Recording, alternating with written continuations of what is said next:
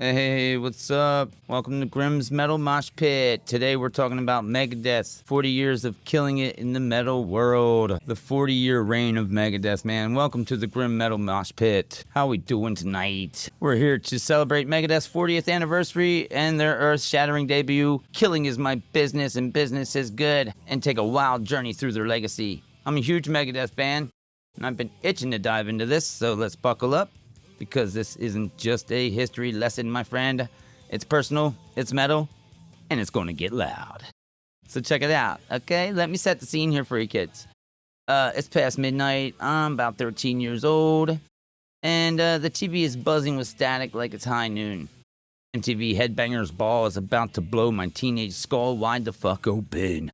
Suddenly, through all the flickering VHS portal, I see Megadeth, the music video from their Euthanasia album. I slammed record on the VCR like my life depended on it, and for the next 60 minutes, I was not a kid anymore, man. I was a disciple of Mustaine. From that night on, I never looked the fuck back. So, if you don't know the origin story of Dave Mustaine, here's a quick version. In 1983, Dave got kicked out of Metallica, and he was like literally yesterday's trash, okay? He got booted right before Metallica recorded Kill 'Em All. You know, most guys would have crawled into a bottle and given up, but Dave, he crawled into the bottle and made a nuke, and then launched that bitch. So he got Megadeth instead. You know what I'm saying? As Dave Mustaine himself said, quote, "I don't want revenge. I want to be faster, heavier, and better. I don't want to just compete. I want to annihilate," end quote. So bow down to that motherfucker. Takes a lot of guts and some balls and spite-fueled fucking ambition to turn rejection into one of the biggest thrash bands ever. You know what I'm saying? So by 1985, Mustaine had assembled a killer lineup and dropped a debut album, Killing Is My Business and Business Is Good. It was on an indie label. It was raw, chaotic, and it sounded like a rabid dog fighting a buzzsaw. And it was beautiful. The drums are having like a little jazzy kind of thing and freestyle fucking undercurrent. You know, thanks to the late Gar Samuelson, the lyrics are nihilistic cowboy anthems from the apocalypse, and the guitar tone is pure scorched earth, no doubt. You know, every riff on that record basically screams, "I will end you," and I'll solo while doing it. That was cool. You know, let's talk. All right, in honor of 40 years of Megadeth, let's take a ride through their discography. Okay, 1985, Killing Is My Business and Business Is Good. It's a ferocious debut. Yeah. Fucking awesome. I thought it was like a buried treasure of thrash, you know what I mean? The energy was unpolished and wild, pure anger in musical form. Yes, great stuff. Mechanics. Oh, it was a great song, which is Mustaine's original take on Metallica's The Four Horsemen. Played in breakneck speed, though. The first time I heard that, I realized Dave wasn't out to compete, man. He was out to leave Metallica in the dust. You know what I'm saying? 1986, peace sells, but who's buying? The moment Megadeth really arrived. This album had the band sharpening their blades, politically charged lyrics, tighter songwriting, and the infamous opening bass line from Peace Sells that every metalhead knows. Yes, indeedy. Great stuff. 1988, so far so good. So what? Megadeth unleashed their pure chaos on their third album. It's sometimes overlooked. It's special to me. It has In My Darkest Hour. It's a great song. Song that Dave wrote about Cliff Burton in memory of Cliff Burton. So that track as a teenager taught me thrash could be heartfelt and heavy all at one time. Oh gosh, yeah, really cool stuff here. Let's see, 1990, Rust in Peace, Holy Wars. This is a masterpiece, man. Widely hailed as one of the greatest thrash metal albums ever, and I'm 100% in agreement. Great shit. Hello, Marty Freeman, and on the guitar, Nick Menza on the drums, man. Guys blew my mind.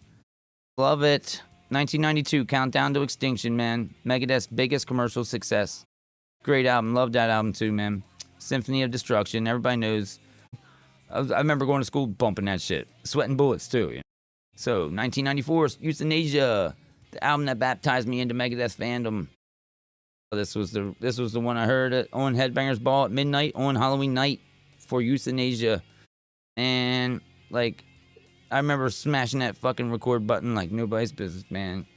And, you know, my personal connection here is huge because Euthanasia is literally the reason I'm talking to you about Megadeth today. It turned a curious kid into a lifelong... 1997, Cryptic Writings came out. Okay? I have a soft spot for this one. They experimented with more accessible sounds here, you know, and guess what? It worked. The song Trust became a radio hit, man. Love that song too. Nick Menza, drum beat. I could never get that drum beat out of my head, man. She-Wolf and Vortex still. Megadeth's Bite was still under their fucking polished new album, you know? So, 1999, Risk comes out. Risk. Every band has a fucking Device album, right? This is Megadeth. They veered into hard rock and even electro metal vibes. As a fan, I was initially scratching my head, but I came to find out that I loved that fucking album. It was a great album. I don't care what anybody says. 2001, The World Needs a Fucking Hero, and I'll never forget this album either. Fucking big for me, man. Oh, God, The World Needs a Hero.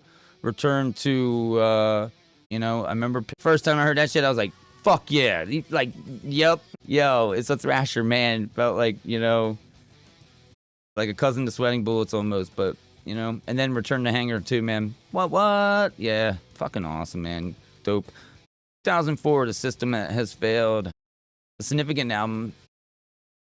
At one point, you know, we thought Megadeth was done. You know, Mustaine had a serious arm injury in 2002 and actually, you know, disbanded the group for a spell. So, but he roared back with The System Has Failed and basically a Megadeth rebirth. And I'd have to say yes, indeedly do.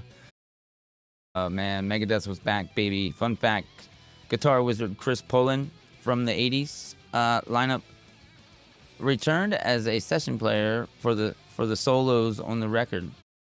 So it's like past and present coddling. Kick the Chair, classic political Megadeth rage and song. The album's personal significance is all about triumph and adversity. 2007, United Abomination. Megadeth in the mid-2000s found a new groove with a new lineup, and I was fully on board.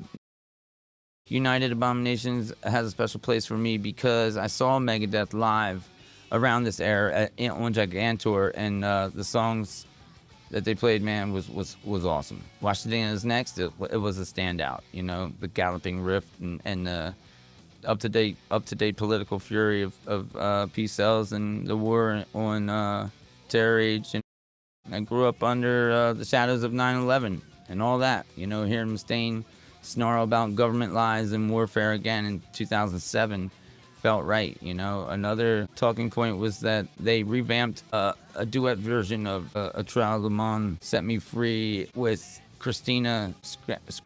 Not every fan loved that remake, but I thought it was an interesting twist on a classic. So, 2009, Endgame. Holy hell, Endgame might be Megadeth's best album of the 2000s, okay? Oh my god, it's good shit. Dialect Chaos. This Day We Fight, you know, combo is it's as furious as the 80s heyday, man. You know, I remember saying wow out loud alone in my car when I first played it, you know. It was a head crusher for sure. 2011, 13 comes out, and it's not just a gimmick. It was Megadeth's 13th album. So it has 13 tracks, and even saw the return to the original bassist Dave Ellefson. My man, junior comeback for the fold after nearly a decade away. I have a personal soft spot for 13 because I could feel the band coming full circle. Yep. Tracks like Public Enemy No. 1 and Sudden Death. Oh gosh. 2013, Super Collider. Okay, time for some honesty. Super Collider is probably my least played Megadeth album. A little bit too hard rock, almost mainstream metal sound for my tastes. When the title track Super Collider dropped, I went, that's different. It's not bad, but it was just like, I don't know, it didn't give me that adrenaline rush I expected from Megadeth, you know. It still has some gems, like Kingmaker was pretty good, so. Then next we have 2016 Dystopia. Talk about comeback. Dystopia was a massive breath of fresh air for me. The album blew me away on the first listen, man, because when I went, a well-deserved Grammy and award for Best Metal Performance for the title track. Finally snagging that Grammy on their 12th nomination. When I heard the news, I was like, yes, about damn time. As a fan, I felt vindicted. Yeah. Megadeth is Grammy worthy, though, for sure. You know, world, take notice here, because they're just killer. Anyway, 2022, the sick, the dying, and the dead. The most recent chapter as of now in the Megadeth saga, and proof that Megadeth is unstoppable. A lot has happened by this point. Lineup changes, Elfison is out again, global pandemics, Mustaine beating cancer. Yet they are delivering a crushing new album in their 16th outing. Personal highlight, We'll Be Back. Yes, an absolute scorcher of a track that came an instant anthem for me. The first time I played it, it gave me the same aggressive thrill that I got from like Holy Wars, you know? At this stage, it blows my mind that Megadeth can still even fucking do this shit, man. It's fucking amazing. Awesome. I mean, twice as fast. It was bad. It was sick, man. Loved it. So, you know, Thrash's dominion lives on, bro. Don't just listen to Megadeth, immerse yourself in it, man. It isn't just music. It's a way of life for us metalheads. So enter the dominion, crank up the albums, fall into the mosh pit, and if you dig what you hear, support the band. Smash that like button, light up the comments, and share this with all your metalhead uncles who thinks TikTok is going to end the civilization. Let's spread the gospel of Megadeth to anyone who will listen, even those who won't. I want to shout out to the ghost of MTV's Headbangers Ball for turning me on to this band, and especially to Dave Mustaine and all members of Megadeth past and present. Thank you for building a kingdom out of rage and riffs, man. And for keeping it real for 40 fucking years, man. Your music has been the soundtrack pretty much of my life. Every time I put Megadeth track on, man, I feel the surge of power and authenticity that's, you know, hard to find anywhere else, man. You guys have been doing it well for decades. And I was here for all of it. And I'm thankful for that. And from the teenage kids that you converted back in the 90s, man, to the grown metalhead still banging his head today. Thank you, Megadeth. Congrats on the 40 years of dominance. You know, here's to 40 more years, man, of rust and peace and businesses still good. Now, if you'll excuse me, I got a 40-year anniversary box set to crank up. Support Megadeth, so grab your new box set. And as always, stay metal. Peace.